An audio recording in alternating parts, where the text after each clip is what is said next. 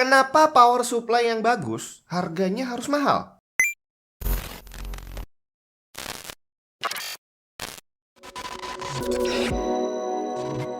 Intel prosesor generasi ke-12, CPU gaming terbaik saat ini. Buat kamu yang berencana beli, cek promo terbaru dari Intel. Untuk setiap pembelian prosesor Intel Core 12 Gen bundling dengan motherboard tertentu, kamu akan mendapatkan eksklusif Intel e-money. Buruan cek sosial media Intel Indonesia atau official store brand motherboard favorit kamu untuk pembeliannya. Jangan lama-lama, karena promo ini hanya berlaku sampai 28 April 2022. Halo semua, Jun di mana?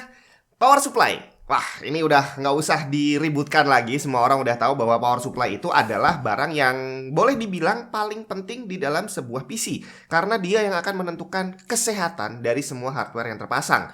Dari hard disk, terus SSD, GPU, semuanya lah. Itu supply listriknya dari power supply.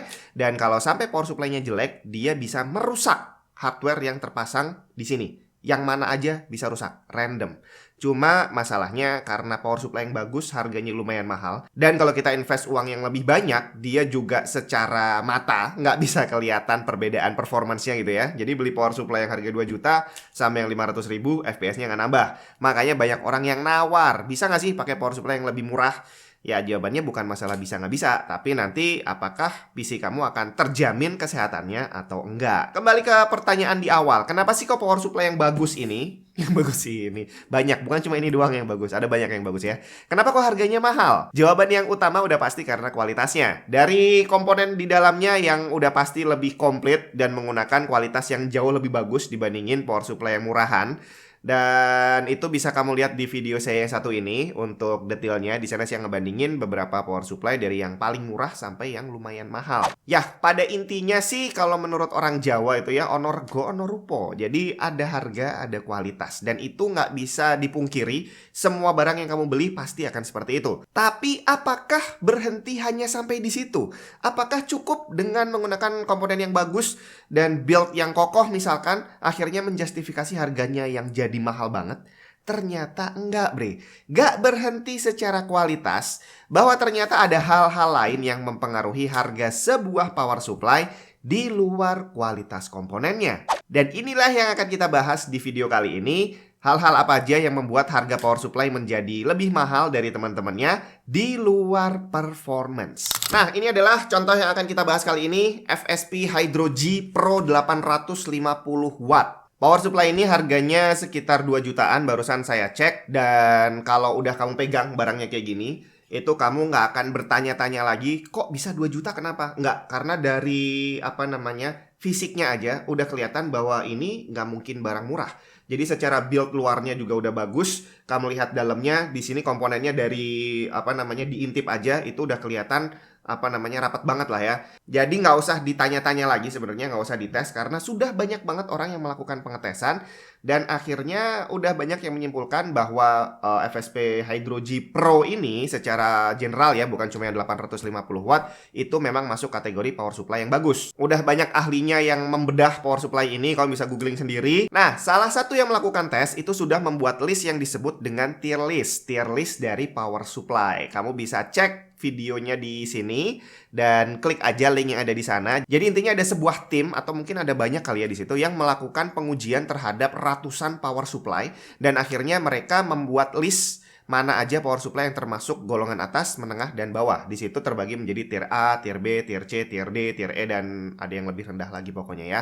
Nah, si FSP Hydro G Pro ini bukan cuma yang 850, ini masuk di kategori tier A. Tier A itu adalah kategori paling tinggi dari produk power supply. Cuma sayangnya tier list tadi di bulan Juli tahun 2021 lalu sudah mencapai end of life-nya. Sudah tidak diupdate lagi dari sejak bulan Juli tahun lalu. Dan ini cukup disayangkan karena dia udah membantu banyak orang untuk memilih power supply selama 2 tahun. Tapi sekali lagi di video ini kita tidak akan membahas tentang performance-nya, kenapa dia bisa masuk ke tier A. Kita akan membahas hal lain yang sudah bukan lagi digolongkan primer. Jadi udah bukan tentang performance Dan bisa dibilang yang akan kita bicarakan ini bukan lagi masuk kategori sekunder, tapi boleh dibilang tersier. Jadi nggak semua pabrikan power supply melakukan hal itu. Dan otomatis itu hanya bisa dilakukan oleh pabrikan yang memang udah sangat yakin dengan kualitas barangnya. Jadi kebutuhan primernya sudah terpenuhi, akhirnya mereka bisa maju lagi ke arah kebutuhan yang bukan primer lagi. Oke, langsung kita mulai aja. Di sini kita akan membicarakan beberapa logo yang terpasang di dalam packing dari power supply ini. Dari depan ini ada beberapa logo, terus ini juga ada. Kemudian di belakangnya, ini di sini ada logo-logo juga. Nah, ini bukan hanya sekedar gambar yang ditempel untuk kelihatan keren.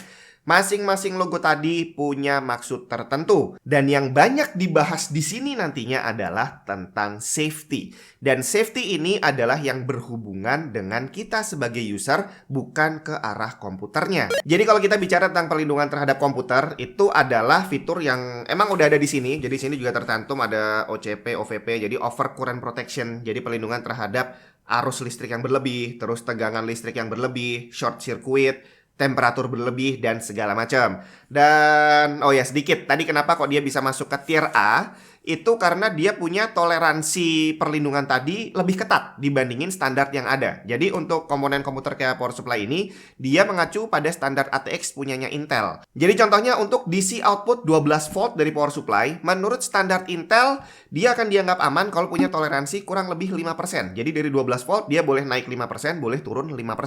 Itu sudah dianggap bagus. Nah, sedangkan untuk sebuah power supply bisa dinyatakan masuk ke tier A, dia harus punya toleransi yang lebih ketat lagi. Dan di situ dinyatakan bahwa toleransinya itu nggak lebih dari 3%. Jadi sebuah power supply mengikuti standarnya Intel ATX itu udah bagus, tapi untuk yang masuk ke golongan tier A, dia jauh lebih bagus lagi. Dan itu adalah proteksi ke arah komputernya, bukan ke arah kita sebagai user. Nah, sekarang langsung aja kita bahas satu-satu. Di sini mungkin nggak semua logo saya bisa jelaskan secara detail karena ada beberapa yang saya juga belum nemu artinya apa gitu ya. Kita mulai dari logo yang paling ujung ini nih, kanan bawah atau kiri bawah. Ini adalah 80 plus gold. Semua orang udah tahu bahwa ini adalah sertifikasi untuk efisiensi, di mana kelas dari power supply ini adalah gold. Untuk detailnya kau bisa tonton di video yang satu ini. Kemudian ini 0 dB, zero noise. Ini saya nggak tahu nih, apakah ini logo sertifikasi atau bukan. Tapi yang pasti ini menandakan fitur dari power supply ini yang silent. Nggak akan ada suara apapun karena kipasnya nggak muter kalau dalam kondisi beban rendah atau nggak ada beban sama sekali. Begitu dia dikasih beban ke angka tertentu, kipasnya baru muter. Nah, yang menarik adalah power supply ini sebenarnya udah lolos sertifikasi juga dari Cybernetics dan mendapatkan sertifikat Lambda dengan kelas S++. Standar plus dengan tingkat maksimum kebisingannya adalah dari 30 dB sampai 35 dB. Dia nggak lebih dari 35 dB. Cuma logonya nggak terpampang di kardusnya. Dan yang lebih menarik lagi adalah di Cybernetics tadi, kalau kamu buka di websitenya gitu ya, itu ada sertifikasi juga untuk efisiensi. Hampir mirip seperti logo yang kita lihat di sini nih. Dan power supply ini, menurut hasil sertifikasinya Cybernetics, dia punya efisiensi kelas platinum. Jadi satu sertifikat di sini terpasang adalah gold, tapi ternyata saat dites oleh badan yang lain, dia ternyata masuk ke kelas platinum. Cuma sekali lagi, logonya nggak dipasang. Nah, jadi kita balik dulu sedikit nih tentang sertifikasi. Jadi sertifikasi itu adalah pengujian yang dilakukan oleh sebuah badan resmi, di mana pengujiannya itu mencakup banyak hal, dan di situ ada syarat-syaratnya nih untuk efisiensi. Misalkan dia harus lolos poin A, B, C, D, E gitu ya. Dan dengan dia udah lolos sertifikasi tersebut, udah dapat logonya kayak gitu, berarti dinyatakan dia emang udah lolos pengujian. Dan itulah alasannya kenapa kok logo-logonya dipasang, itu untuk menunjukkan bahwa pabrikan ini memang sudah lolos uji beberapa badan, bahkan lolos juga uji beberapa aturan negara yang nantinya akan terpasang di bagian belakangnya ini nih. Tapi sebelum kita balik, kita lihat lagi di sini ada logo 10-year warranty, udah jelas ini berarti garansinya 10 tahun. Kemudian Intel latest CPU ready, udah jelas juga. Nah, ini nih IEC 62368 ready. Apa ini? Dokumen penjelasannya panjang banget nih ya soal IEC ini. Tapi singkatnya, dia adalah sebuah standar untuk peralatan elektronik dengan tegangan tidak lebih dari 600 volt, di mana di situ diatur tentang sumber energinya dari mana, ada sistem pengamanan apa aja dari sumber energi tadi, kemudian tentang detail persyaratan dan cara kerja sistem pengamanan yang tadi udah disebutin. Tujuannya jelas, untuk menghindari terjadinya kecelakaan, cedera pada pengguna, kebakaran atau kerusakan pada properti lainnya. Dan Hydro G Pro 850 watt itu sudah lolos semua pengujian tadi. Terus yang satu ini nih, off-white nih saya kurang tahu nih, saya belum nemu. Tapi kalau lihat dari logonya seperti tetesan air dan di dalamnya ada tulisan off-white, berarti kayaknya dia nggak boleh kena air gitu kali ya. Kalau kena bisa korslet mati gitu. Ya, mungkin aja. Kalau kamu ada yang tahu, bisa langsung tulis aja di kolom komentar. Apa sih maksudnya off-white ini ya? Sekarang kita langsung balik aja ke logo-logo yang terpasang di belakangnya. Di paling kiri, ini ada FCC. FCC ini adalah Federal Communications Commissions. Ini adalah sebuah lembaga di Amerika Serikat yang sebenarnya aturan dari mereka itu hanya mengikat untuk produk yang dijual di dalam Amerika Serikat doang. Dan ini hubungannya adalah dengan semacam sinyal elektromagnetik. Nah, kebetulan di sini dia tertulis lumayan detail bahwa produk ini udah memenuhi persyaratan dari Part 15 aturan FCC yang mengatur tentang pemancaran emisi atau sinyal yang tidak terdaftar. Ceritanya, hampir semua alat elektronik itu memancarkan gelombang elektromagnetik yang tidak disengaja. Dan gelombang elektromagnetik dengan frekuensi di atas 60 Hz itu sudah dianggap berbahaya karena bisa punya dampak negatif terhadap struktur DNA manusia. Makanya udah mulai banyak negara yang menyoroti masalah gelombang elektromagnetik ini dan mulai bikin aturan tentang hal ini untuk produk-produk alat elektronik. Dan salah satunya adalah sertifikasi dari FCC ini.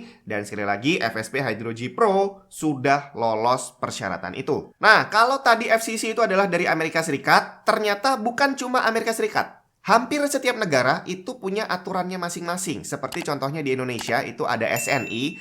Dan harusnya semua produk yang dijual di sini udah memenuhi persyaratan yang ditentukan oleh pemerintah Indonesia. Dalam hal ini adalah SNI tadi. Nah, logo-logo yang ada di sebelahnya ini itu adalah sertifikasi dari beberapa negara lain. Dari CE ini dari Eropa, kemudian EAC dari Rusia, terus yang segitiga ini adalah dari Australia. RU ini dari USA juga, kemudian UKCA ini adalah dari Kanada, dan CCC ini dari China. Tapi ternyata bukan cuma ini aja. Ternyata FSP juga sudah lolos pengujian di banyak negara lainnya, tapi logonya tidak terpasang di sini.